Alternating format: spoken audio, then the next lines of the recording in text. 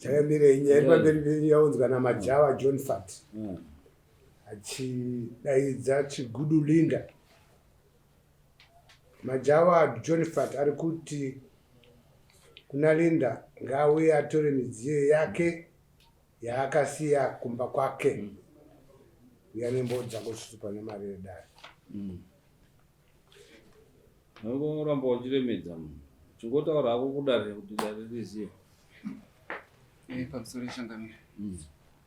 Musi wa 25 September ndakaendesa zvinhu zvalinda September goreni 2024 tatenda ndakaendesa zvinhu zvalinda chigudu ndikasvikomisa mota pamba paishe chigudu ndichida kuti ndione ishe ndikanzwa kuti ishe hawapo wakafamba. Pandakati takuenda kumba kweawo pandandakarorera chaiko akabva atanga kufonera wanhu nguva diki pamba pachibva pazara vachibva wauya. Pandakumbira phone number kune mukomana anoshanda panyati ndikati ndiri kukumbirawo nhamba dzaishe avo wakabva wasvika wakati usamupe nhamba idzodzo ngavakurumidze kubva panapa ngavadzokere nezvinhu zvavo. Zvinove zvakandishungurudza chero wanhu wakanga wakauya ipapapo wakangotaura zvimwe chete zvachizi ibvai izvozvi wachagwedera. Ndo wandakaenda nawo wakasvika pakutonzi wachagwedera kana muri kuda kuti mubve zvakanaka panapa mota isati yaitwa zvimwe zvinhu kasikai kusimuka maamunhu mukuru muri mune mutemo wachagwedera zvishuwa wakazosvika pakuti kana tadzingwa handi nyaya woendesa kumutemo achibva ati ano endesako kwese kwauri kuda inini ndiri muyera shonga kana tikaenda kudare kwacho nyaya ndinongosapotwa ndo chibva tangopinda munzira kuuya. unotaura nyaya yako kuti nyaya yakafamba sei? Alright. Wabate nyaya tuziendesa mbatya zvaita sei? Ndio wafa utaura. Pamusoro pamusoro yeshangamiri mudzimai takanesana mudzimai akadanana neumwe murume zvadaro anonzi ani murume wacho Matthew Bwanya tikamuudza kuno kudare zvadaro ndazoendawo kumeeting kwachangamiri kupurazi kwawo ndakasvika pamba mudzimai atiza naBwanya.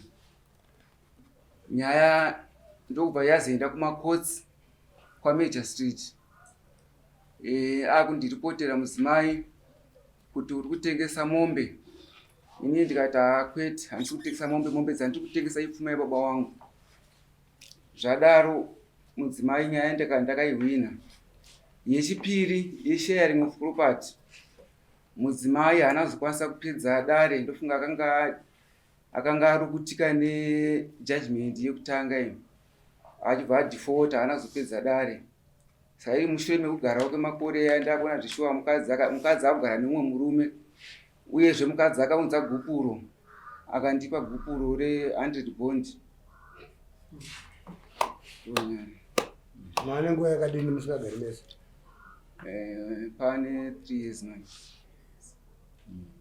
Washonga uyu muchinda uyu wakaita mwana wekutanga asiri wemuchinda achiti mwana ndowake akazoita mwana wechipiri nese murume iye ndobva zvakazobuda matara amapfuma kuti no living wokutanga haasi mwana wake anga ari kungochengeteswa mwana asiri chi wake. Wechipiri wacho the same man iye ndo pakazoona mamessages I think and so forth aitaura nezvevana ivavo. Saka washonga wakazotiza wakaenda nemurume wavo waari kutogara naye pari nhasi. Ndo patiri kuti sunungurai murume watore zviro zvavo waende pane kuramba kuti wakasungirira munhu. Ndazwa manzwa ndikuta kuti uri urambire wakasungirira munhu. Musunungure utore zviro zvako uende murume aite upenyu hwake. Ndo nyaya iri pakati pawo. Washonga taura iti pamusoro imambo. Nawe iripo ndotanga kutaura pakutanga. Baba wandakagara nawo na 2005. 2006 baba wao infe kugara kwandakaita nawo hawana kukwanisa kunditsanangura dambudziko rainaro. 2005 2006 2007 ndopandakabata dambudziko rababa pandaenda kumba kwedu. Vawanditeera semwana mudiki. Wasvika pane vabereki wangu wakasvika wakanditi mwana uyu ari kuramba bonde. Ini vabereki kuti ndiwataura kuti zvakamira soso wakakwanisa kuchidzokera vandadzokera. Vandagara futi. Iyo haizi mhosva yenyu ikatataura vanhu kuti iyo. Ndokuti pabude nyaya yacho. Ndikatanga kutsanangudza. Ndokuti ibude nyaya nezvekuti ini tikugara nemumwe murume wandakabva nemumwe murume. Ndoti muziye kuti ini tikugarepi. Nezvarozotaura ndakazoenda nemumwe murume. Saka ndoti nditange kubva payakatangira kuti muibatewo nyaya yacho. Ndagara vandatiza futi kubva kuna baba wandadzokera kumba. Tasvika ateera futi kake chipiri. Ndati ateera ini chakazoita ndizive dambudziko rababa wandimbuya wangu wakauya. Wati iwe magarira waita wane 4 years uine murume uyu hapana mwana chii chiri kuitika. Ndikati haina handizivi zvemumba bhozi ndakarora ndiri mhandara. Zvikanzi alright kana masangano uzonditaidzawo jira ramune maita sei masangana nababa alright. Tararama neru makuseni kwaedza mbuya jira zvikanzi ko jira rako zvaringori plain harina kana chinhu kana chii. Ndikati ina hapana chetotese chandinoziva zvikanzi ingawana hapana kana murume unotadza kuti murume wako ndibaba. Ndikati ndo zviripo ndo mararamiro andinoita. Inini kugara kwandakaita nababawa ndakazoita mwana after 10 years. Manzwa ere? Dai ndaida kunzi inini ndichipfambi chaicho dai ndakahura. Pese ipapapa babawa ndaisangana nawo kana kuti after 3 months ka 1 pawari babawa chimiro chawo chakaita. Awana ndebvu. Wale urema wainawo. Muri kunzwa ere? But ndaishingirira manzwa semwana aidaimba. Awana ndebvu kana bvuzira kuti kutadza kuti ukasvika kana pa 14 years unongo wakuita machuwa kutadza kuti wa munhu akubva zera zviratidziro izvo zvawana manzwa ere plan kwakuzoti nhengo yawo mabhora uku wati mabhora tudikiri manzwa ere ndagara ndazoenda kuna tete wangu ndakabva kwavari 4 times manzwa ere kuzosvika baba wakandipa permission yekuti shuwa ini ndazoona dambudziko ripo ndashingirira ini handichadi ndakuda kuenda kumba kwedu. Baba wakanditi tsvaga mwana ita hako mwana wako manzwa ere. Ndagara shuwa ndakagara papa ndotsvaga mwana pa ndoshingira ndagara ndakambosvika pana tete hanzvadzi yawa tete mumba mune dambudziko ini mandira ndizivi murume vanditi pana tete wakanditaura kuti iwewe wakamborara nomwe murume ere utaura kuti baba wane dambudziko muri kunzwa. Ndikataiwa regedze nditase ndishinge ndagara semunhu ndaida munhu wangu ende hapana kana munhu muvillage kana ane wandaidza problem iri mumba mangu ndandine dambudziko manzwa ere. But andaikwanisa kana kushiya kana ende uyu akantaura kuti hauna shamwari iye anga iri shamwari yangu pese kugadheni kupi ndaita basa riri hadhi manzwa ere. Ndichishanda zvako zvezvekuti kana manheru ndaingopinda vane kurara kutodza kuti handina murume kana kuti wanotiwa hapana. Ndagara pandakazotiza ndichienda kumba kwedu kukechi 3 wabereki wangu vandasvika ngati ini ndazvitadza ini handichatise handichadzokeri ba. Ndopabva wasvika zvikanzi kana mwana wenyu anyanya kudzoka kunoku uyai mutore chinyi zvipurogedze zvinhu zvemwana wenyu. Ndakaenda inini nehanzvadzi yangu yapo nemwana watete wangu ari apa washonga taenda kuya nababa vangu nambuya vangu wakashaika nemwe hanzvadzi yangu yakashaika. Tasvika ikoko takasvika padare rachinyakujara. Wasvika padare rawanyakujara ava ndopa wakadaidzwa unzi uyai kuno wachigudi waita sei wauya. Tasvika padare paya baba wakati ini ndauya uya akagarawo nemwana wangu ndiri kudawo pfuma yangu sekutaurirana kwatakaita mukwasha paakauya kumba kwangu mukwasha sekuya kwakaita kumba kwangu akataura kuti uyai murongedze zvinhu zvemwana wenyu sinzi mwana wenyu ari kotiza achiita sei achidzoka. Tasvika padare paya munoziva padare havarambanisi vanhu.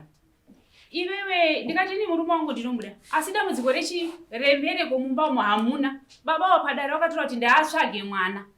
Wamahefu wakasimuka, murume unonzi wamahefu wagara village 14. Wakasimuka wakati iwewe hazvitauri padare pakazara varume vesawo. Ndiwe unotengesa vakadzi kunjuga. Babava vakanzwaro zvikanzi ndopanzi nababa wake. Ivi kana mumba musina mbereko inga panoitwa purani 1. Ko zvatanga panani? Pana iyere. Ndobva ndadzoka, vandagara, takagara shuwa. Mumba tagara. Vandazotiza futi kekupedzisira. Vandaenda kutanda kuna tete wangu ndikati inini tete ndamboshingawo.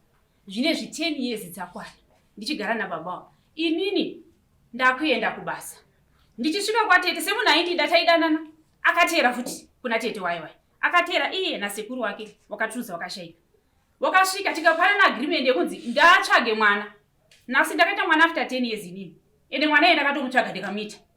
Ndaita mwana wangu ane 7 years. Daina ndiri hune ndakatoda kuti ndichiramba ndichiwabereka wana. Ndakaita futi mumwe mwana wangu ane 7 years. Grade 1 ndo ndakaita mumwe wandaita wechi2 usho. Ndagara. Akati wewe waita mwana chibvisa nhumbu iyi yekupedzisira kuti unogara musha muno. Ndikati aiwa, ini ndakagara makore. Ndichigara newe ndisina mwana. Nasi nditi ndibvise mimba. Ini mimba handibvisi. Mwana kana uyo wati haundidi nemimba yangu. Ini ndinoita sei? Ndinorongedza zvakanzi manje iwe bvisa mimba. Iwe zvotoita. Kana usinga iwe mwana wangu siya. Woenda kumusha kwenyu. Kana usingadi nhasi pandiri kubva goze angaenda kundogadzisa. Akatenga kafuti akakadiki. Kakauya kundogadziriswa kuna vanonzi wani kwawo. Vaigadzira mota waimbouya achigadzira mota iri kumba kwetu. Zvikanzi inini akatovafonera futi yangu yakweri. Zvikanzi yakaita zvikanzi yakaenda kundowandudzwa idiki. But waiti ini ndinoigadzira zvokuti kari kadiki kari keshiri. Inokwanisa kuigadzira kana inouraya kana mombe kana chii. Ini ndine mawandudziro andinoita. Ndobva zvikanzi inini ndikauya uripo pano. Ndiri kukuuraya. Ndine futi yangu ndakuita sei? Ndakundoitora. Manheru acho ini ndakabva musi wa29. Musi wa28 manheru. Baba ava wakamuka manheru. Vawapinda mukitchen. Vauya nekapu yeplastic. Zvikanzi iwewe uri kuita basa randiti wakaura kaita mwana. Dakuti uite wetu munhasi ukarara nemurume ucharara naye. Ndida kukuisa runyoka ita wetu. Shuwa ndakaita wetu mukapu. Kana mai mavo chaiva kandifonera. Nenyaya yeweti iyo vanoiziva. Manzwa here. Ndikaita weti iyo semunhu aindithreatena. Achiti ukasaita ndinokuuraya. Indopana ndati ndaita weti iyo vaisei iri mukapu. Akabuda makuseni kuma 4. Vaenda naye vaisa mukitchen vakachikuwa. Mazvinzwa. Inini makuseni ndamuka. Ndova ndapinda mukitchen ndiona iripo pachikuwa ndikati aiwa. Baba wataura kuti inini ndakutotora futi yangu ndikasvika uri pano. Ini ndinokuraya. Inini mwana wangu ndakatora handbag yenge nehembe 1 nehembe yemwana wangu. Pandabva pamba pandaenda kutanda kuna tete wangu. Ndichisvika kuna tete wangu uyu bvaafona. Kuna tete. Tete ndiri kukumbira kuti muye murongedze zvinhu zvei zvemwana wenyu. Tete wakati ini handikwanisi kurongedzesa mwana pasina vabereki wake. Inyaya yei bamwe because zvese zvazvaitika haana kumbosuma tete wangu kana kumba kwedu chaiyo kuna vabereki wangu haana kutaura. Mazvinzwa. Adaro tete waya ndopobva kuti inini bamnini ndiri kuuya nemudzimai wenyu kuti munditaurire nyaya zvikanzi kana makutouya nemudzimai wangu hazviiti ini ndikuda imimi tete muye murongedze. Tete wakati ini ndoenda kundorongedza mwana zvisingazivikani navabereki. Ini ndakuenda neyo kupi kuinyati kuna nababa. Shuwa takaenda kumba. Patatosvika kuna wachigudu ndauya nemwana. Nyau yakamira soso pandatsanangudzira. Zvikanzi tichaona mukwasha aita sei achiteera. Mukadzi akafonerwa nehanzvadzi yangu. Ko uri kuti mairo pauswa waona waripi? Zvikanzi vari kugara neumwe murume. Apa ini ndiri kumba. Vari kugara neumwe murume. Zvikanzi alright, ndagara zvangu kumba. Ndagara kunge 2 months tiri kumba. Pataenda natete. Ndasvika. Vafonerwa natete tichingobhuruka pabus stop. Bamnini muriko here? Tiri kuuya kumba ndina mai. Zvikanzi handidi kukuonai pamba pangu. Pamba pangu handidi kuita sei kukuona. Zvikanzi ndandauya kuti titaurirane nezvese zvamaita pafoni ndachiuya manje. Zvikanzi handidi kuti ita sei musasvike pamba pangu. Shuwa takaenda kwaishe Zhangazha vari muno mavo. Ishe Zhangazha ndauya nemwana uyu. Ndakuti arongedze midziyo yake. Uya bvawafonerwa wamarinda muripi? Zvikanzi handikoba kumba. Zvikanzi kuno kune waenzi wenyu. Zvikanzi handiwi ikoko. Shuwa tete wakadzokera. Pandadzokera futi natete kechi2. Wamarinda tauya tete vari kuno tasvika kwaishe Zhangazha. tauya kundorongedza midziyo yemwana nekunzwawo nyaya yekuti yakamira sei. Zvikanzi handiuyi ikoko vatadzokera futi natete. Tete ndakaenda nawo 3 times. Vanazoenda nemunin'ina wangu andakasvika ndikati ndauya ndoda kurongedza midziyo yangu. Shuwa wazvanga zvawakamudaidza abva auya. Akauya nanawo asanyiwa nevanhu vevillage. Wasvika ndikati ini ndauya kundorongedza midziyo zvakanzi pano hapana chaunotora.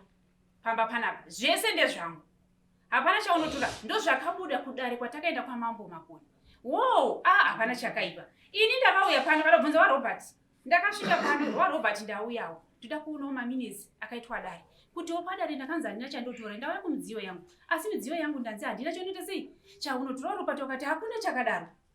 Nyaya yeproperty iri yega. Iyo nyaya iri yega. Kana baba vari kutaura kuti iwewe hapana chaunotora izvo ini pano nyaya idzodzo pano hapana. Ndikati aiwa baba vari kuda midziyo yangu ngavagare nayo.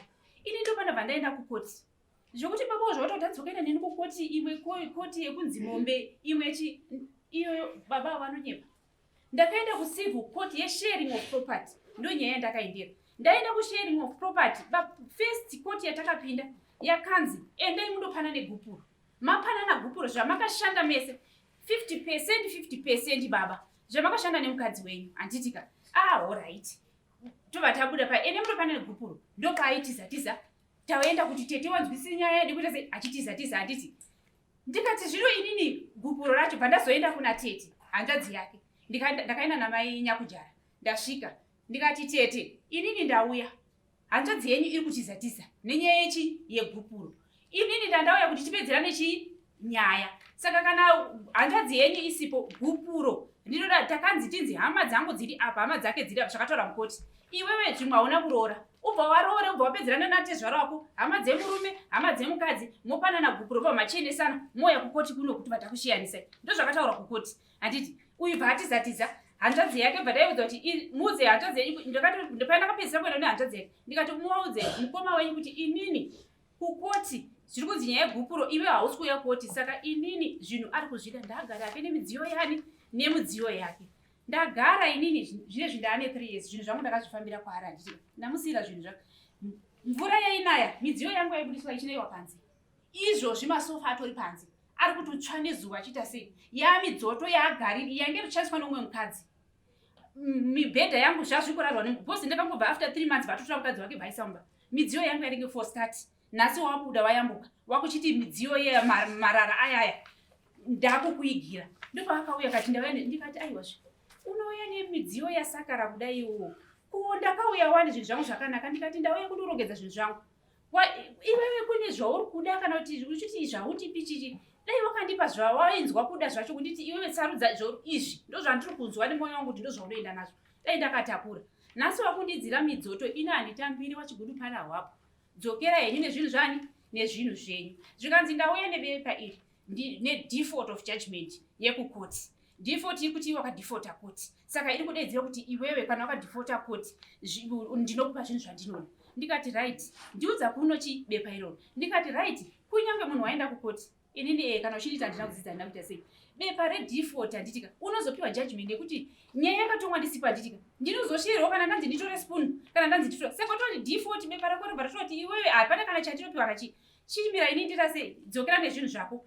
Zvikanzi ini ndakubva nezvinhu zvini ndakwenda zvinendesa kumapurisa ndikati aiwa ende kana kuri kumapurisa aiwa kumapurisa endesa yenyu. Ndopabva aenda ndagara ndibva ndaenge iri chitatu bva china Friday Saturday Sunday Monday bva ndaenda kukoti. Vandasvika ini kukoti vandataura case number yangu batura file. Ndichida kuona kuti nyaya yakanzi ndakatongwa ndisipo kai. File rabudiswa ndikati aiwa ini ndakaona baba yekwangu wakauya default of judgment plus nyaya yakanzi ndakatongwa ndipo zvikanzi imimi complainant unopiwa default of judgment yeye uri complainant. Munhu ende unopiwa default iroro ndio rakuchitomusungirira upiwe utore copy racho uye naro kuno baba waimbafa. Wada kukubira hakuna zvakadaro uya nebepa irororo kukoti kunoku ndo richavasungirira pane zvese. Saka inini kana bepa iro ratonaro autondipawo. Ndo pandatoona mukana kuti ndinoriona bhozi anenge achida kundibira. Nezvekuzonzi hanzi ndakatongwa ndikanzi mombe chichi handina nyaya ndakazotongwa. Day 1 ratakataurwa mukoti kunzi muchashiyana zvakati mapana nagupuro ndipo chete atinozodzokera tikagarisana mukoti kuti uyari apo yara vatina.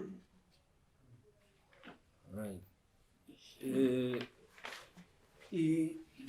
judgment because nyaya dzake ari kuramba kuti dzaka dziri mbiri akaisa nhau yekuti inini ndiri kutengesa mombe saka iyoyo ndo judgment yacho iyoyo. Nhau yeshere muproperty haina kuzopera ndo pasina kuzopedzi kuuya kukoti ndo pakadhipota koti haana kuuya kukoti. Okay. Application for interdict is hereby dismissed. Ndo payaka dismisswa nyaya yako. Right.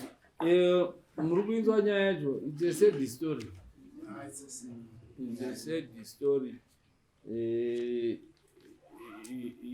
Yakaitika.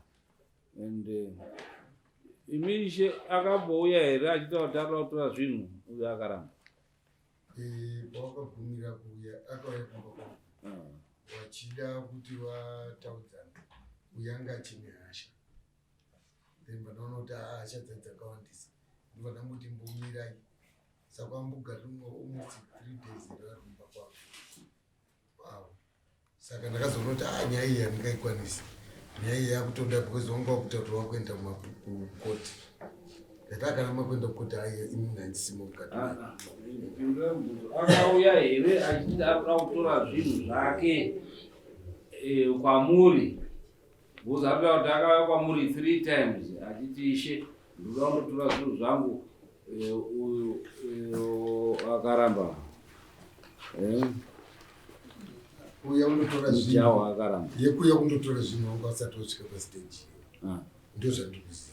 Wakangoaurira chipo wakaurira. Wakangoaurira achida kuti ndigadzise kuti wawirirana. Iye mukadzi une murume. Ndo pawanga wazotizisana nayo here nabwanya here. Ndo mazuva acheya. Ndo mazuva mushure mekunge watizisana here kana kuti before. Wanga watowese. Nabwanya. Pamusoro yechanganyika. Ini ndoda kutaura kuti zvaifambira uyu akanzi kwaMajor Street. Ini ndakanzi unokwanisa here kupa mukadzi gupuro. Ndikati ini hana kuramba mukadzi asi mukadzi ndakaita akanditiza nechikombo. Mukadzi achibva anzi alright saka ko mukadzi iwewe unokwanisa kupa here murume gupuro. Mukadzi achibva ati hongu pipi bva atotarisa paya. Saka ndosaka wachibva wanzi endai munotore hama dzemurume nedzako moenda kumusha kwemurume mondonganidza vanhu mopa murume gupuro vanhu isu wakatarisa. Ndosaka ndozvavaiurira kwaichi zhangaizha. Inini paiuya ndakanga ndisipo. Asi pakazoya kechipiri takazoenda kwaichi zvakazha kwandidaidza ndikaenda nevanhu vataurewa. Saka gupuro makapanana papi? Gupuro akapa umwe gupuro ndiani? Ipo papo haana kutaura nyaya dzegupuro, haana kutaura nyaya dzegupuro mai. Angotaura nyaya yekuti gupuro akazompa yangu waipi. Akazoya futi rimwe zuva baazouya nopa hanzvadzi yangu mai. 100 bond. Ndiye akaunza 100. Nambuya Nyakujara. Iyo dai asina kukupa gupuro wakanga uchiuda here mukadzi. Nezvawakaitirwa. Nezvaakaita ndakaenda kusamu. Saka waichikonzero chekuti waida kuti akupe gupuro iwe usingamupi gupuro chii? Chikonzero chakaita kuti asi kuti iwewe kuti iye ngaakupe gupuro iwe usingamupi. Aiwa nokuti ndakanga ndisina kumuramba. Saka aramba munhu. Ndoda kuti iwewe dai akangoramba achizvara hake aripo wakanga uchimuda here? Kwete nokuti mukadzi inini ndakamuti pamusoro chinzwa changamira ndakamuti mudzima wayo woti aiti inini mushure menge ndagara naye 2 years ndikati wona mukadzi mbereko kwandiri zvandakamudira pachena zvandoziva mbereko iri kuramba pasi chigare kwainzi mbereko ikaramba isaidza kwaitorwa mukoma kana munin'ina mukadzi ndikatovirana nayo akatendana nazvo asi ndakazoshamisika chiro padare raishe Nyakujara zvakatonyorwa izvizvo mukadzi paakazoenda kumba kwavo ndo paakazodzoka achipukana nazvo mani.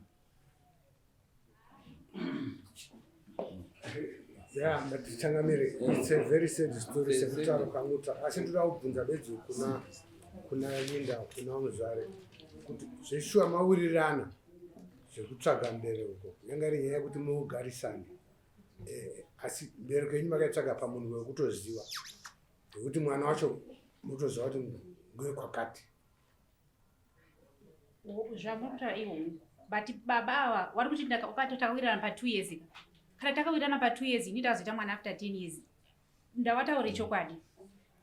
Okay, hatisi kutonganya izvo zviro zvakaitika. Kachanga nyaya iri pamberi penyu inyaya yaturikwa nababa majawa vatsanangura chichemo chavo kudai kuti dare rivabatsire kuti mai ava vagone kupiwa midziyo yavo. Chandaa ndichida kubvunzawo kuna amai kuti amai mune midziyo yenyu iri kwamajawa here? Hongu. Munoidawo here midziyo yenyu sekuturikwa kwaita nyaya iyi pamberi pedare ramambo makore? Izvozvi zvimidziyo iyi handichakwanisi kuitambira. Midziyo iyi panguva yandaida akandinyima. Ndazondosaka ndakubvunzai kuti mune midziyo yenyu here iri kwamajawa? Midziyo iripo. Saka midziyo iyi mukanzi maakuipiwa munoidawo here? Nekuti chikonzero chatiri kubvunzira ichi pamajawa anogona kuti aiwa kana pane chakabvaruka hacho kana chakadii ndinogona kugadzirisa kuti muwane midziyo yenyu. Chakakosha kusunungurana, musarambe makatakura mutoro musiri mumushama wamajawa. Zvingaita zvakanaka here kwamwe? Zvinoita zvakanaka bosi inini zvinoita kuti zviituriko kudai. Nekuti apa idzo dzanyaya tatongodzirivhesa here kuti vanhu vazive zvakaitika nemedhia izivo kune nyaya dzakati but nhau iripo ndove nhau yatandaa kuti ngatichiconcentrate yapinda nayo kuti right iwewo uri kuti zviro zvakatora dzatswaina ndiri kubvunza iwo kuti akambouyawo here achiti aka kuti wagoe atore mbatya ishe wataura haana kuuya neizvozvo. Saka handizivi kuti ishe wari kunyepa here kana kuti chii. Tofura chikamu icho iwe uri kuti wakaenda ishe vanoti hauna kumbouya. Tofura chikamu icho nekuti toramba tiitirana hazvina zvazvinotibatsira. Toenda pachikamu chakuda kudo chikamu chananda kuda kupinda chepiri kuti iwewe pamidziyo yako yakasara honguruka kuti pane mibhedha iri kunayiwa nemvura, pane masofa ari kunayiwa nemvura. Izvo hazvinetsi, totuma mapurisa ondoona kuti zviro zvacho zviri mukondisheni yakaita sei kuti upuwe zvinhu zvako maringe nechi so that usunungure uyu murume wamudescriba apa. Zviro zvinonyadzisa kuti chikana zvicheka wamudescriba kuti he was a useless man. Vamuda kuti kana ndebvu kana chii wamudescriba and so forth. Handiti zvichirova kuti wakatokomona senge asiri murume munhu wemukadzi to you. Saka chiri kuramba wakamubatirira chii? Inini handisi kuramba ndakabatirira ba. Ndakasvika inini ndakazoenda nemunin'ina wangu kuna wazhangasha ndikati ndauya akauya uyu nana wasanyiwa mwana wehanzvadzi yake akati sekuru mbuya wari kuti ndipei midziyo yangu muri kudii kuwapa. Uye akati handina chandokupa, bvunzai waRobert kuti ndakasvikawo panapa, bvunzai waRobert kuti pana handina kusvika here ndichida ko waRobert second munhu wandaka Robert akambouya here achitaura kuti ndiri kunyimwa zvinhu zvangu namajawa. Wewe chikonfirma majudgment kuti majudgment yakudere semataura waita zvapo kuti simusuneza kupinda muri pane munhu yakazopinda padokedari musika. Amen. So iwewe pachivanhu chedu I think kana uine daka rekuti une zvimwe zvinhu zvaunofunga iwewe kuti munoda kuti musheyane sekutaura kwauri kuita 50-50%, handiti iyo unoitora, handiti watotaura kuti koti yacho wakanga waita that civil court, handiti munondokontinya. Isusu dare redu tongoda kuti tipedzerane nemidziyo yemumba yeumai so that asununguke mupindo womwe mukadzi anotenderana nezvaari. Mudzimai ndiye akutoshandisa midziyo yangu, akapinda after 3 months ndiye akushandisa midziyo yangu. Handi pane mudzimai arikushandisa midziyo yangu kwete. Mudzimai ndakaroora hangu ishe vanoziva, asi kwete kuti midziyo mai wangu inini nyati vanoziva. Ndakaudza mai wangu wane midziyo yayo yatinogara nayo, ndiyo yataisha pandakatora mudzimai ndiyo yandakatoshandisa yakaoi takarongedza natete tikaiswa mumba. Izvo kana wakatosvika nyata vanonipupurira vanokwadza pava pangu vanotosvika voona zvinhu zvati kuti zvipai, uyezve pari kutaura kuti inini ndakamutuma kuti aite nevamwe varume, ipapo ndopakana nazvo. Aiwa izvo hazvinei watobvuma kuti aite neumwe munhu watomupa freeway atodi vakatobvuma, so inenge yachoice yake yaakundoita kuti ndoenda kunini wako here kana kuti ndoenda kuna bwanya here ndoenda kunani. Iyo zvakatodii zvakatofura that stage. Isusu taakuda stage yechi yekuti museparatane zvakanaka ichi.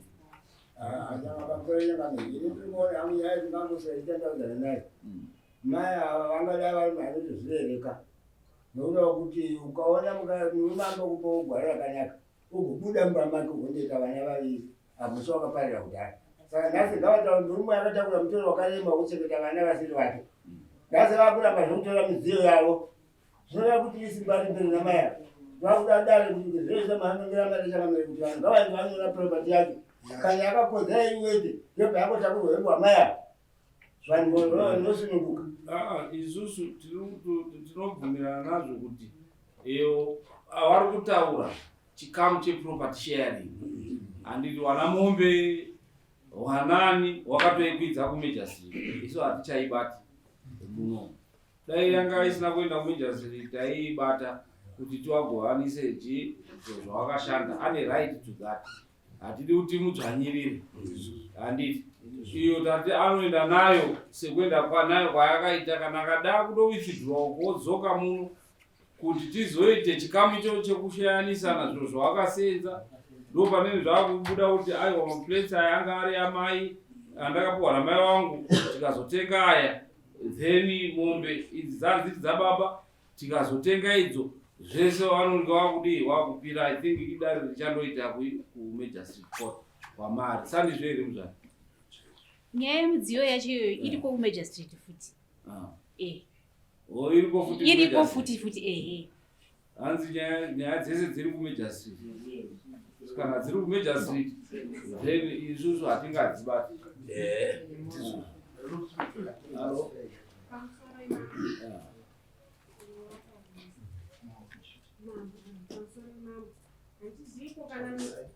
Handizivi kana midziyo wakaisiyawo iri minyowani zvese nemubhedha wari munyowani nobva wazopiwa zvari kuona nemakonzo zviri kutaridza kuti zvaiva zvichitoshanda unozvitambirawo here pamwe chete nemabhlanketi ako. Muri kutaura zviro zvinoshanda kazviri nemakonzo. Zvinhu zvakasendekwa ndo zvinorumwa nemakonzo zviri zvinyowani zvine mapurasitiki ugoona zviri kutaridza kuti zvake zvaiva zvichishanda. Unotambirawo here midziyo iyoyo. Right. Iyo wadare isataye. Kamambo pamudziyo yekutaurwa navatete kana papi, midziyo yakasara kushanda kwayo yakashanda. Kuti isina kushanda, kuti asiya achiti ari kuda inyowani yane makore kubva makore wayo kunyangwe iri mumba inongotsakara. Kunyangwe paita gonzo sekutaura kuri kuitwa kutonzi yakanaiwa nemvura iri panze inotorwa, asi kuti paine pakuda makosi ayo ekutoti paine zvigadziriswe, paine zvinogadziriswa apa zvoonekwa nehosa oisa rimwe jira zvoga zvinotambirwa zvakadaro, asi zvinozogadziriswa kuti apa ndo pakashata, apa ndo pakashata. Mapinduro muchinawo here mubvunzo? Mapinduro handiti Kachangamira ndofungira kuti dare rarato nesimba yekutovhara nyaya iyi sinzi patobuda kuti nyaya yeproperty iri kumajor street court, asi dare bedzi raifanira kuti rizope chiga kune wairi apa kuti pane mumwe munhu anogona kuzoita fight time kuti nyaya irege kuzopera, kuti kusvika panguva yakati tofanira kunge takuzoziva kuti nyaya dzenyu wese kuti dzakufamba, kuti wari wairi wese wasimunguru warambirwa dzisodzoka dare muno.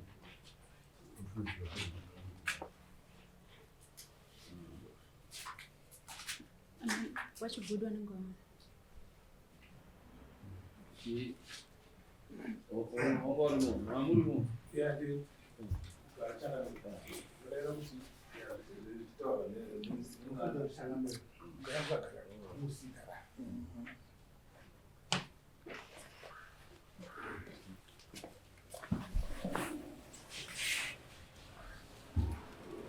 Zvese zvataurwa nemupera kuti mukwasha akauya achida kusiya zvinhu ndakazvinzwa.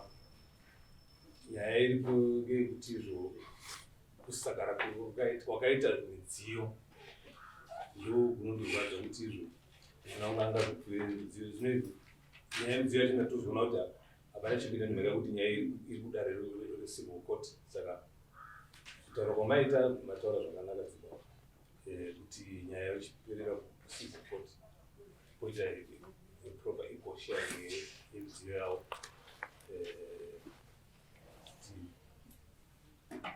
Mwana wangu afare because handifari kuti mwana wangu apiwe zvinhu zvakasara zvakashandiswa nemukadzi.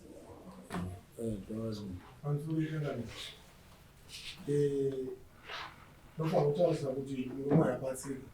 Nanzwa paya pachinzi amai ando wakamhangana nyaya yedu civil court. Wandibva usikaza kuenda mberi nayo. Ndobva zvaenda zvadzosera. Saka pautoda kuti chanamire wakwanisa kutaurwa naamai twapesiwe nyaya sekutaura. Aiwa, iye anotomhangara. Kana kuti iwo iye wacho ngachitomhangare. Kana asina kuuya opuwa default judgment.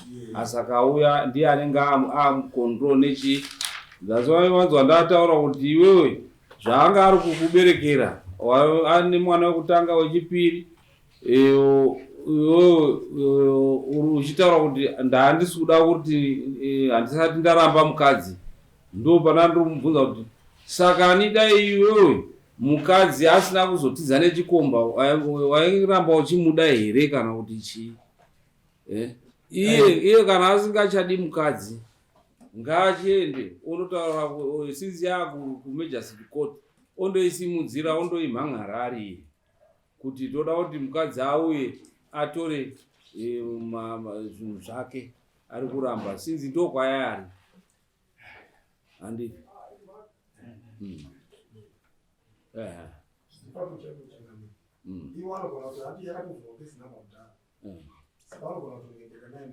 iye ondoisimudzira iye unondoisimudzira kana kuti unomhang'ara imwe fresh zviri kwauri kuti unoda zvipi kuita kuti ikurumidze kupinda usununguke nekuti wana chigudu vanoramba wakakubatirira wachiti mwana wedu ndio zviro zvake ndio uchine zvinhu zvake ende so forth.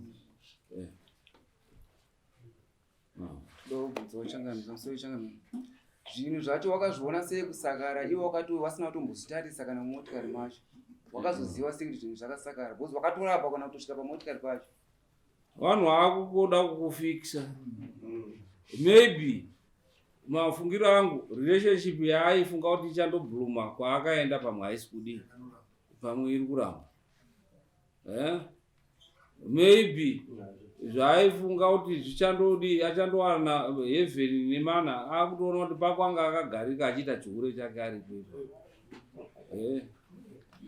nekuti toda kuti titaure chokwadi saka awana chigudu wakuremerwa nemutoro manje sekutaura kwaariti akuita kuti akumusha kwana chigudu haasiri kuchikomba wakupi aiwa kanditozviziya nekuti wanga uri muraini mangu ndokuziya uri muraini mangu wakatiza nabwanya ukandowakirwa kuyo kunonzi kuiwo kwabhota zvese tinozviziya zvese zvakaitika tinozviziya nekuti zviri muvicinity yangu taura kuti muri kutiunzira chihure kuno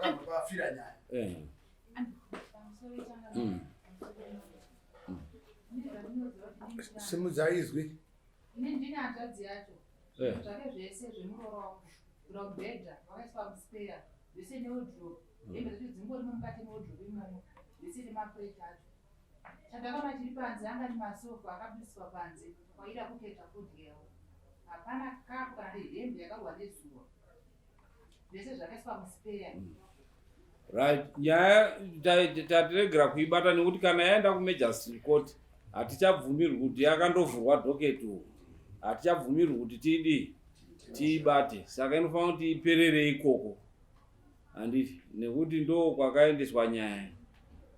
Hatina kuti taitadza, hatisina kuitadza, asi nenhau yekuti nyaya yakaendeswa uko. Saka imi mwana Chigudu musaite mwoyo wekuti mataurwa nyaya inyaya inosiririsa. Munhu achidescribe zvinosiririsa. Wozvibvunza kuti ko kana dai ndandiri nei ndaiita sei. Musunungurei. Adi nekuti kuremara haisi mhosva. Saka wochienda wondoita kana ukatopfuura nepamakoti vakomana vanokubatsirai vanagiya kuti wondoivhure iite chop chop ipere nyaya iyi handiti. Because vanhu vemhangara iyoyo ndio unenge wane matombo. Okay, mosi mungati meni